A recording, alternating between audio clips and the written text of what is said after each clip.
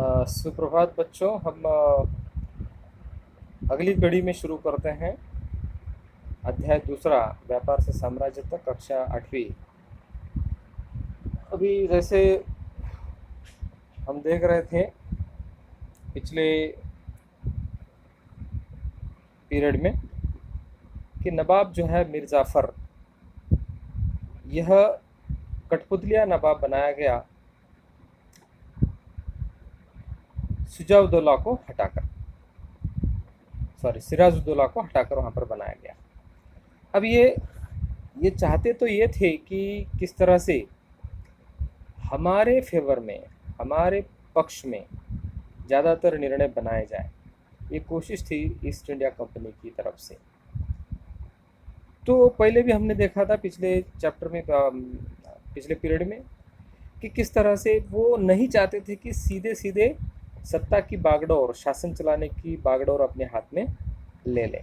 इसके पीछे कारण ये है कि मानो अगर उसमें कुछ गड़बड़ियाँ हो गई तो सीधे सीधे जनता जो है अपने शासक को बुरा भला बुरा कहते रहेगी, ना कि ईस्ट इंडिया कंपनी को। ये उनकी चाल थी।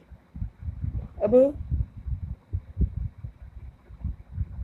कठपुतली नवाब मतलब जो हमेशा इनके इशारों पर ही काम करे, मतलब नीतियाँ, धोरण, विदेश नीति, अंतर्गत राज्य, ये सब जो है वह ईस्ट इंडिया कंपनी को पूछकर ही किया करें। आखिरकार उन्हें भी तो अपनी प्रजा की नज़र में सम्मान और संप्रभुता का दिखावा करना पड़ता था। किसको? ये जो नवाब बने हैं उनको। क्यों इनको ऐसा बनना पड़ा? देखिए, मीर जाफ़र भले ही कठपुतलिया नवाब बना है, लेकिन उसकी जिम्मेदारी थी अपनी जनता के प्रति। तो जनता तो हिसाब मांगती थी कि भले ही राजा हो या एकाधिकारशाही हो, लेकिन जनता के कल्याण के लिए राजा का ये पहला फर्ज होता है, पहली जिम्मेदारी होती है कि वो उनके लिए कार्य करे। अगर वो नहीं हो रहा है तो जनता की जो बद्दुआ है या भला बुरा जो है वो किसी ना किसी रूप में नवाब तक जाता है। इसलिए नवाब ये चाहता था कि जनता के नज़र में तो हमें अभी अच्छा काम करने की आवश्यकता है। तो जब वो कई कई बार ये बातें मानने से इनकार करने लगा कि जो ब्रिटिश अफसर आदेश दे रहे हैं, तो उनके बीच में फिर से संघर्ष होना शुरू हो गया। तो परिणाम स्वरूप आगे में बक्सर की लड़ाई हुई। बक्सर की लड़ाई में आप ध्यान दें कि बक्सर की लड़ाई किन किन के बीच लड़ी गई थी। यहाँ पर जो आपको दिया है, इस समय में 3 लोग या 3 शासक और उनकी सेना इकट्ठा होकर अंग्रेज़ों के साथ में टक्कर ली। पहला है, अब ये बंगाल का नवाब उस वक्त का जो मीर कासिम, वो है। फिर नवाब है सुजाउद्दौला, है ना, सुजाउद्दौला। थोड़ा सा यहाँ पर देखें,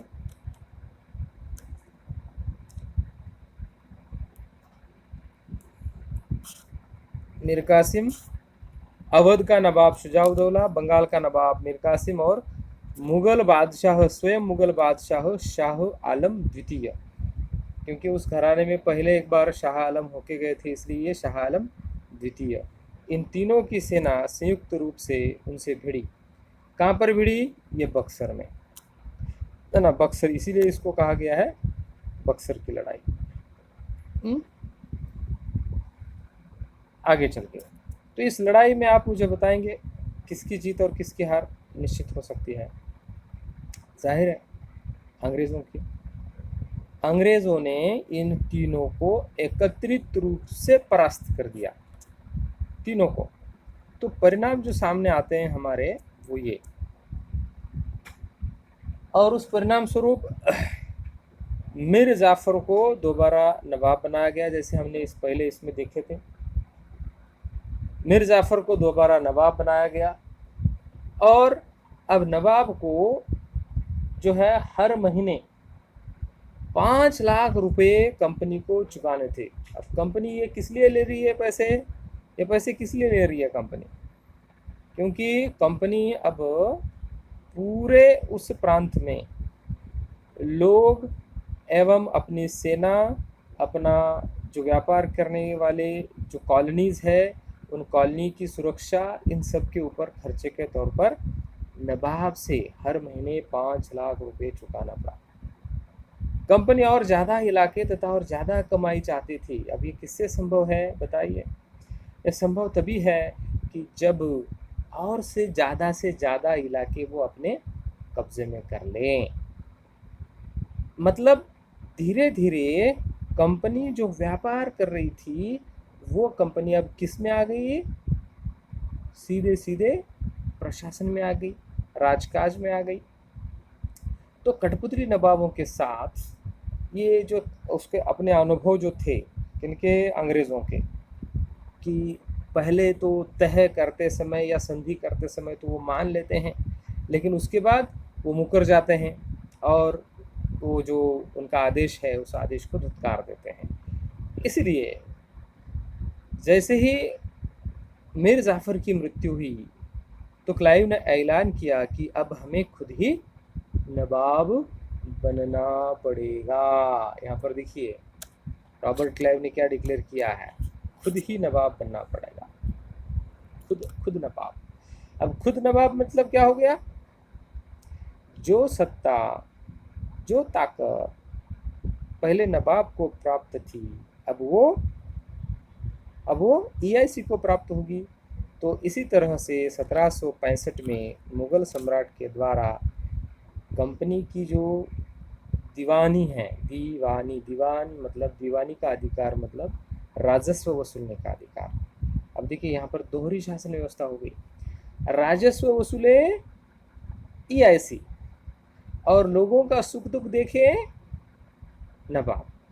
ये दोहरी शासन व्यवस्था लागू हो गई 1765 में। एक प्रमुख परिणाम है बक्सर की लड़ाई का। बक्सर की लड़ाई ने तो ये जान दिया, ये सिद्ध कर दिया कि पूरे भारतवर्ष में अब मुगलों से भी बढ़कर ईआईसी है। कैसे? क्योंकि 3 सेनाओं को स्वयं पूरे मुगलों का सम्राट शाह आलम द्वितीय और 2 प्रमुख प्रांत उनके नवाबों को एकत्रित रूप से हरा दिया था। इसलिए जो वो चाहते थे वो सब उनको अब मानना पड़ता था। ठीक है।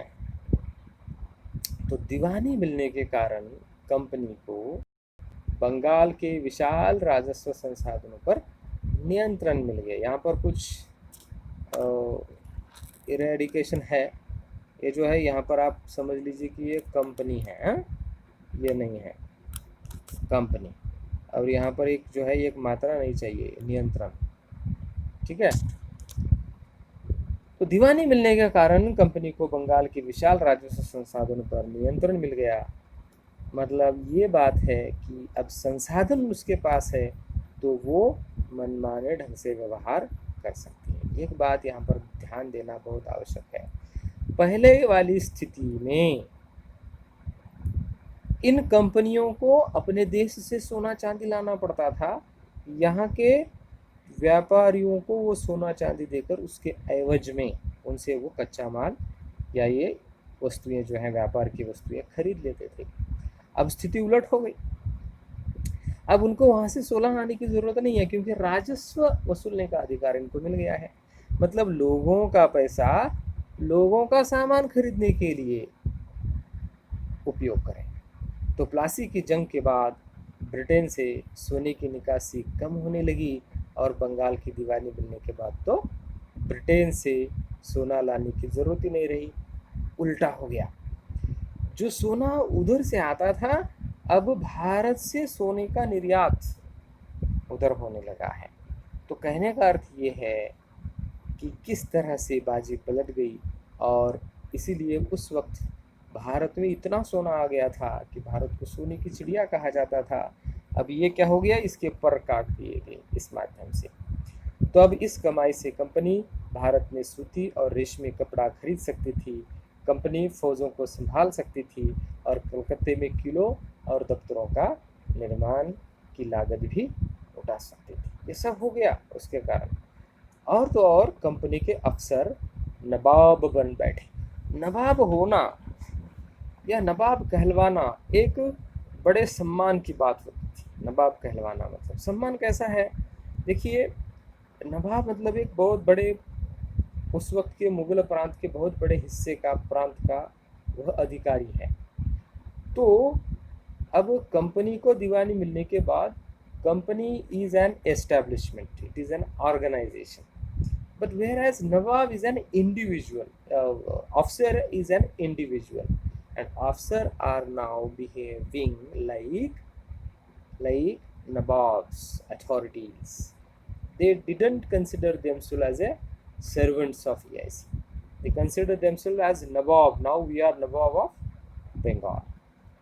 तो नवाब बनने का मतलब यही था कि कंपनी के पास अब सत्ता और ताकत, सत्ता मतलब अथॉरिटी है, ताकत मतलब पावर है ना।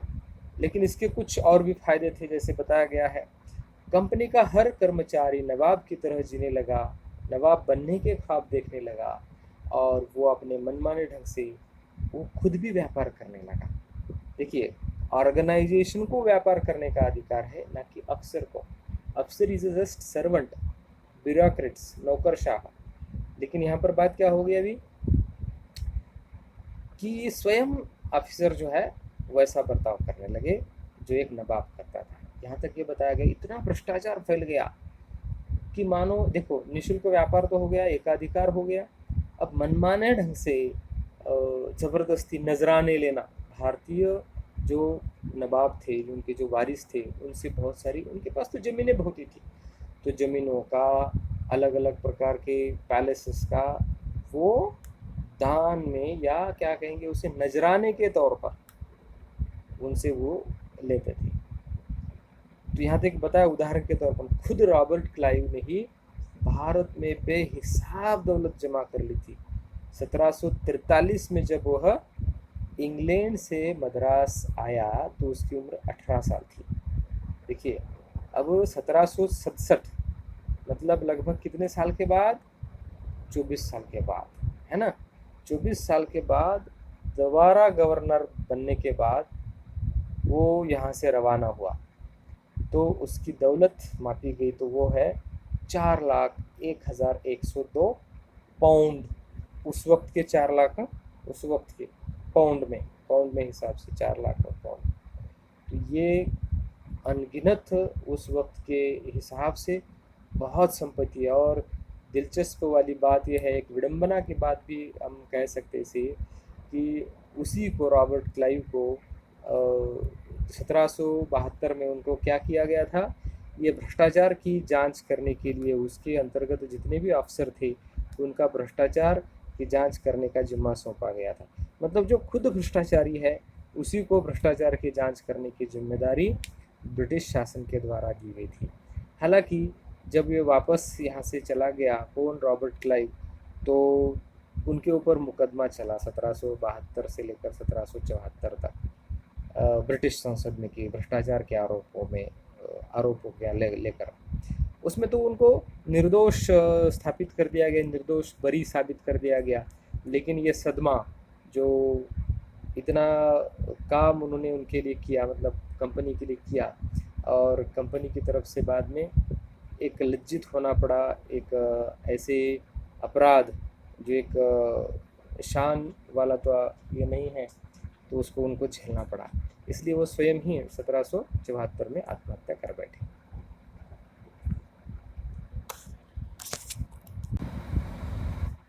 तो उसके बाद देखेंगे हम बहुत महत्वपूर्ण, अब तो कंपनी का प्रवेश भारतीय शासन में, राज्य व्यवस्था में हो चुका, राजनीति में हो चुका।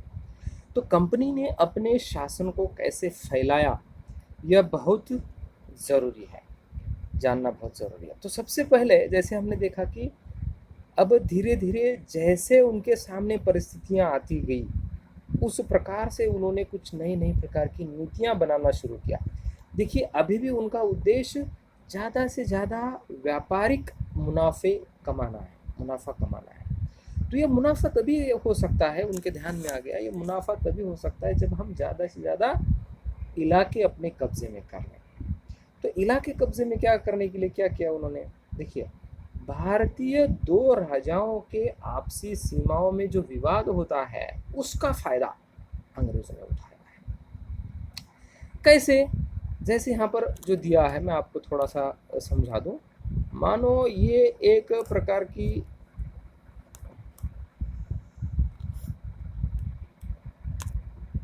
मानो ये एक सीमा है, ठीक है, और दूसरे राज्य की सीमा उसके बाजू में है। तो राजा ए और राजा बी फॉर एग्जाम्पल, इन दोनों को लेकर कहाँ पर टकराव हो रहा है? इनकी सीमाओं को लेकर टकराव हो रहा है। तो सीमाओं के टकराव में, यहाँ पर जो सीमाओं के टकराव हो रहे हैं, उन सीमाओं को अपनी अपने ही राजा, दूसरे अपने ही देश के दूसरे राजा से दिक्कत थी। तो इस दिक्कत का समाधान अंग्रेजों ने इसका फ़ायदा उठाया और उन्होंने क्या किया? वेलेस्ली, उस वक्त के गवर्नर जनरल ने एक नई प्रकार की नीति इंट्रोड्यूस की, नीति शुरुआत की। उसको कहते हैं सहायक संधि। सीधे सीधे तौर पर है, सहायक मतलब सहायता करने वाली, और वो संधि दी है। तो इसका अर्थ क्या है? सहायक संधि का अर्थ क्या होता है? जो रियासत मतलब जो भी छोटा राज्य है, जैसे यहाँ पर ए और बी में दिखाया है, जो रियासत इस बंदोबस्त को बंदोबस्त मतलब सहायक संधि, उसे अपनी स्वतंत्र सेनाएं रखने का अधिकार नहीं रहता था। मतलब उसने अपनी सेनाओं का पालन नहीं करना है। और तो फिर सुरक्षा कैसे होगी? सुरक्षा दी जाएगी उसे, कंपनी की तरफ से सुरक्षा मिलती थी, और सहायक सेना के रख रखाव के लिए वह कंपनी को पैसा देती थी। देखिए कितनी बड़ी बात है। तुम्हारे घर में कोई भी सुरक्षा के मानक या सुरक्षा के सैनिक नहीं रखना है, हम दे देंगे। ऐसा समझ भी, ये सहायक संधि की पहली शर्त है जो मानता है इस संधि को। दूसरा, अगर भारतीय शासक रकम अदा करने में चूक जाते तो जुर्माने के तौर पर उनका इलाका कंपनी अपने कब्जे में लेती थी। जाहिर सी बात है, इलाका आ गया मतलब व्यापार भी आ गया, और वहाँ उस इलाके से जितना भी राजस्व आ रहा है वो राजस्व वसूली का भी अधिकार आ गया, है ना। सिस्टमेटिक तरीके से उन्होंने अब इसके बारे में शुरुआत कर दी है। तो इसी आधार पर अवध ने इसको अपनाया था। अवध शासक, अवध नवाब ने अपनाया था सहायक संधि को। लेकिन बाद में इनको ये जो सैनिक रख रखाव के लिए जो रकम तय की गई थी वो देने में देरी हो गई, विलम्ब हो गई, तो जुर्माना लग गया। तो जुर्माने के तौर पर 1801 में कंपनी को अवध के नवाब को अपने कुछ इलाके उनको सौंपने के लिए मजबूर होना पड़ा। दे दिया।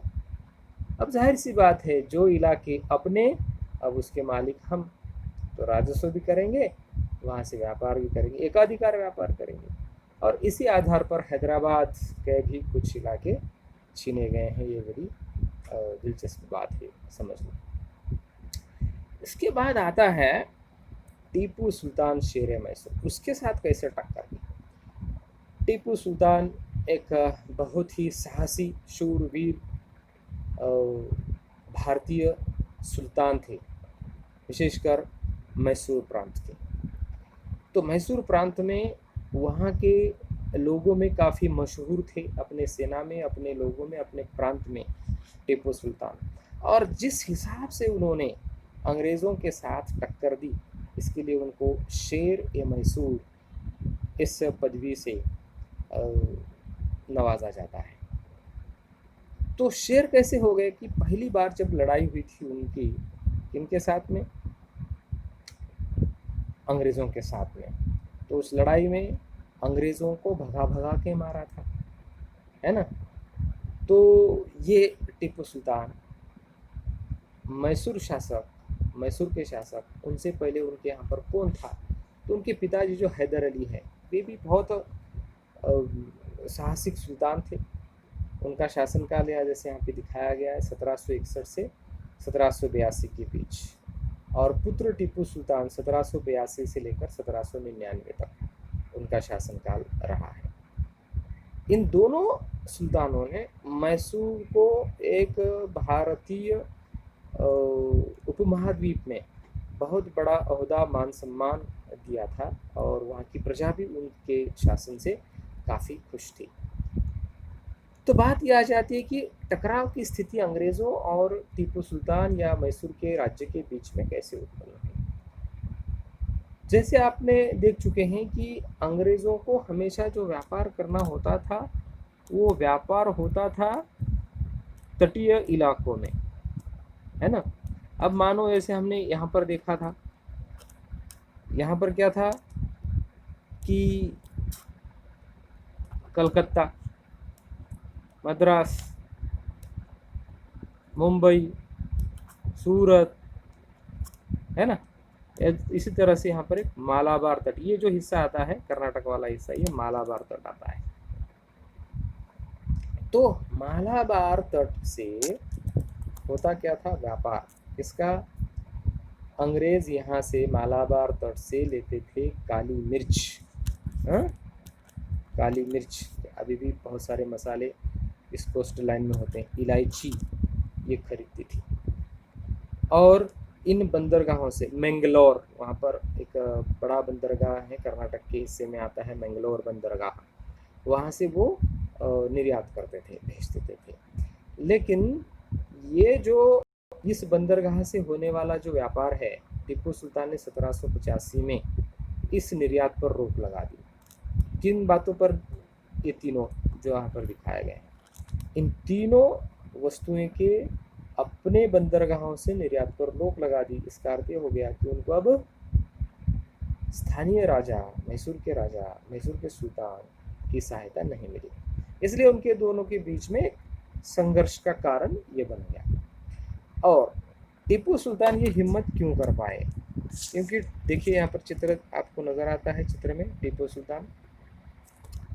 टीपू सुल्तान ने अंग्रेज़ों की नीति, अंग्रेज़ों के चाल समझ चुके थे, इसलिए वे अंग्रेज़ों को नज़दीक नहीं किया। तो उन्होंने अपनी सेनाओं का आधुनिकीकरण किया, आधुनिक हथियारों, आधुनिक कवायद, आधुनिक फौज, आधुनिक सेना पद्धति, वो फ्रांसीसियों के साथ घनिष्ठ संबंध बनाकर। मतलब फ्रांस भी यूरोप के हैं, अंग्रेज़ भी यूरोप के हैं, और उन दोनों के बीच में हमेशा वे एक प्रतिद्वंदी रहे हैं। फ्रांस और इंग्लैंड दोनों प्रतिद्वंदी रहे हैं इस वसाहतवाद में, उपनिवेशवाद में, साम्राज्यवाद में। इसलिए उन्होंने फ्रांस की मदद से अपनी सेना का आधुनिकीकरण किया। इसलिए इस आधुनिक सेना के सामने अंग्रेज़ों की कुछ न चली शुरुआती दौर में। तो मैसूर के साथ अंग्रेज़ों की 4 बार जंग हुई, यहाँ पर दिया है 1767 से लेकर 69, इन 2 साल की पहली जंग है। 1780 से 84 दूसरी जंग है, 90 से 92 तीसरी, और अंतिमतः हो गया 1799 में। ये आखिरी जंग जो है वो परिणामकारक सिद्ध हुई और वो अंग्रेज़ों के लिए फ़ायदेमंद रही। चौथी जंग जो हुई थी ये श्रीरंगपट्टनम में हुई थी। इस आखिरी जंग में अंग्रेज़ों को सफलता मिली, उन्होंने इसको कैद कर लिया और उनको मार डाला गया। टीपू सुल्तान इस तरह से अपने राज्य की रक्षा करते करते अंग्रेज़ों के हाथे मारे गए। फिर अंग्रेज़ों ने क्या किया? कठपुतलिया नवाब, है ना, जो हमारी नीति को माने ऐसा कठपुतलिया नवाब उन्होंने बिठा दिया। वो कठपुतलिया नवाब ओडिया राजवंश के राजपूत को, छोटे बालक को उस गद्दी पर बिठाया गया। और साथ ही साथ में जैसे उनकी रही है सहायक संधि, उनके ऊपर भी थोप दी गई। शासन को उन्होंने अपने कब्जे में नहीं किया, सिर्फ राजस्व जिससे होता है वो प्रशासन की कड़ी उन्होंने अपने हाथ में ली है। यहाँ हम रुक जाते हैं बच्चों, बाकी हम कल देखेंगे। Thank you.